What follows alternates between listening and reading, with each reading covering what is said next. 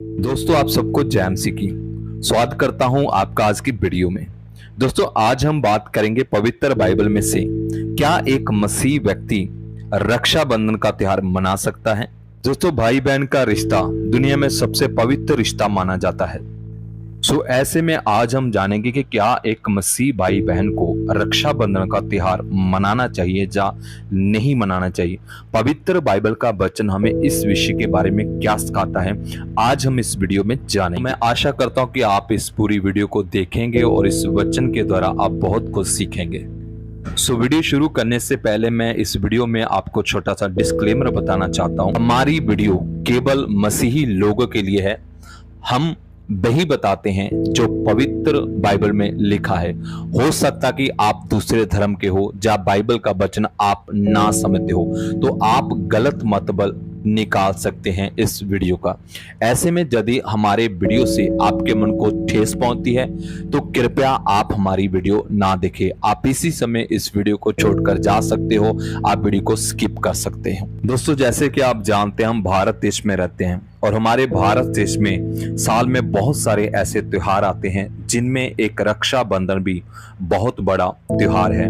और ये जो त्योहार है वो हिंदू धर्म में बड़ी ही श्रद्धा से और प्रेम भावना से एक भाई बहन के पवित्र रिश्ते को दर्शाता है और हिंदू धर्म में इसको बड़ी ही खुशी के साथ मनाया जाता है। प्रियो, हम जानते हैं कि जब परमेश्वर ने इस पृथ्वी को बनाया तब परमेश्वर ने मनुष्य को अपने स्वरूप के ऊपर बनाया। परमेश्वर ने कोई भी जाति, कोई भी धर्म, कोई भी रीति रिवाज नहीं बनाया। ये सारी रीति रिवाज मनुष्य के द्वारा बनाए गए हैं और मनुष्य इन रीति रिवाजों के ऊपर आज चलता आ रहा। प्रियो, हम जानते कि जब एक व्यक्ति प्रभु यीशु मसीह के ऊपर विश्वास कर लेता है, प्रभु यीशु मसीह को अपना मुक्तिदाता ग्रहण कर लेता है और प्रभु यीशु मसीह के नाम से वो बैप्तिस्म ले लेता है, तब उसके जीवन का मकसद होता है प्रभु यीशु मसीह के ऊपर विश्वास करना, प्रभु यीशु मसीह की शिक्षाओं के ऊपर चलना और पवित्र बाइबल के वचन को पढ़ना, उसके ऊपर चलना, प्रार्थना करना और विश्वास से योग्य जीवन जीना। प्रियो, इफिसियों की पत्री उसका 4 है, उसके 24 वचन में लिखा है, और नए मनुष्यत्व को पहन लो जो परमेश्वर के अनुसार सत्य की धार्मिकता और पवित्रता में सृजना किया है। आमीन।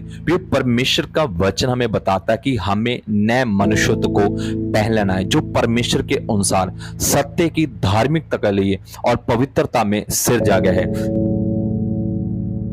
जब हम मसीह में आ जाते हैं तब हम एक नई सृष्टि बन जाते हैं, हम एक नए मनुष्यत्व को पहन लेते हैं और हमारा जीवन पवित्र बाइबल के वचन के अनुसार होता है और हम वचन के अनुसार ही अपने जीवन को जीना शुरू करते हैं और हमें अपने पुराने जीवन को, पुरानी बातों को छोड़ना पड़ता है। प्रियो, भाई बहन का प्रेम बड़ा अटूट रिश्ता होता है। भाई बहन के प्रेम को कोई भी अलग नहीं कर सकता।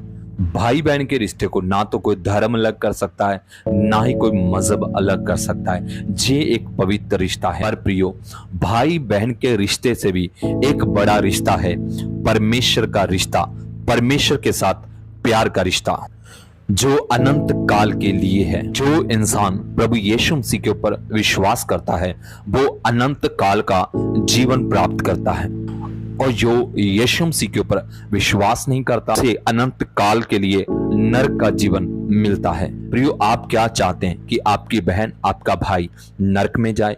प्रियो, यदि आप अपनी बहन से और बहन अपने भाई से प्रेम करती है तो आप सबसे पहले अपने भाई को, अपनी बहन को प्रभु यीशु मसीह के ऊपर विश्वास करना, प्रभु यीशु मसीह से प्रेम करना, प्रभु यीशु मसीह की आज्ञाओं पर चलना सिखाएंगे ताकि वो नरक में ना जाए बल्कि वो अनंत काल का जीवन प्राप्त करे। प्रिय, यीशु ही एकमात्र मार्ग है जो हमें अनंत काल का जीवन देते हैं। यूहन्ना की अंजील 14 अध्याय उसके 6 वचन में लिखा है, यीशु मसीह ने कहा, मार्ग, सत्य, जीवन मैं ही हूं, बिना मेरे द्वारा कोई भी पिता के पास नहीं पहुंच सकता। प्रभु यीशु मसीह क्या कहते हैं? मार्ग, सत्य, जीवन मैं ही हूं, मेरे बिना कोई भी पिता के पास स्वर्ग में नहीं जा सकता। इसलिए जो कोई व्यक्ति यीशु मसीह के ऊपर विश्वास करता है वह अनंत काल का जीवन पाता है। प्रियो, ऐसे ही रोमियो की पत्री 12 अध्याय उसके 2 वचन में लिखा है, और इस संसार के सदृश से ना बनो परंतु तुम्हारी बुद्धि के नए हो जाने से तुम्हारा चाल चलन भी बदलता जाए जिससे तुम परमेश्वर की भली और भावती और सिद्ध इच्छा को अनुभव से मालूम करते रहो। आमीन। परमेश्वर की इच्छा हमारे जीवन में क्या है, ये जानना हमारे लिए बहुत जरूरी है। हमें इस संसार के सदृश से नहीं बना, हमें वो कार्य नहीं करने जो ये संसार करता है। अब आप प्रभु यीशु मसीह में आ चुके हो और आप एक नई सृष्टि बन चुके हो। जो काम आप प्रभु में आने से पहले करते, अब ये काम आपको नहीं करने। अब आपको संसार के सदृश से नहीं बना, अब आपको संसार की तरह नहीं चलना है। बाइबल इसके विषय में साफ तौर पे मना करती है, तुम्हें इस संसार के सदृश से नहीं बना, बल्कि तुम्हें परमेश्वर की इच्छा को जानना है और परमेश्वर की इच्छा के ऊपर चलना है। इसलिए प्रियो, एक मसीही व्यक्ति को रक्षाबंधन का त्योहार नहीं मनाना चाहिए। इसके विषय में पवित्र बाइबल का वचन हमें मना करता है। प्रियो, परमेश्वर के वचन ने हमें स्वतंत्र कर दिया है। रक्षा बंधन का मतलब होता है रक्षा के बंधन में बंध जाना। परमेश्वर ने हमें हर एक बंधन से आजाद कर दिया है। एक बहन अपने भाई से ये उम्मीद करती है राखी बंधवा कर कि मेरा भाई मेरी रक्षा करेगा, लेकिन हम जानते हैं कि एक मनुष्य हमारे प्राणों की हमारी रक्षा नहीं कर सकता। हमारा जो सच्चा रक्षक है वो परमेश्वर है, जो हमारी हर जगह आने जाने में परमेश्वर हमारी रक्षा करता है। परमेश्वर हमें हर पल हर वक्त संभाल के रखता है। और पवित्र बाइबल में लिखा है कि श्रापित है वह मनुष्य जो मनुष्य के ऊपर भरोसा रखता है। इसलिए प्रियो, आपको इन संसार की बातों के ऊपर मन नहीं लगाना, बल्कि आपका जो मन है वो परमेश्वर के वचन के ऊपर लगा होना चाहिए। तो भाई बहन का रिश्ता सिर्फ एक धागे के ऊपर नहीं टिका होना चाहिए, बल्कि ये रिश्ता प्रेम का होना चाहिए। ये जो रिश्ता है वो मन में प्यार और उसके प्रति आपके मन में उसकी रक्षा करने की भावना होनी चाहिए। तो ये सारी बातें वैसे ही आप कर सकते हो और आप अपनी बहन के लिए, बहन अपने भाई के लिए प्रार्थना के द्वारा परमेश्वर की सुरक्षा को मांग सकते हैं।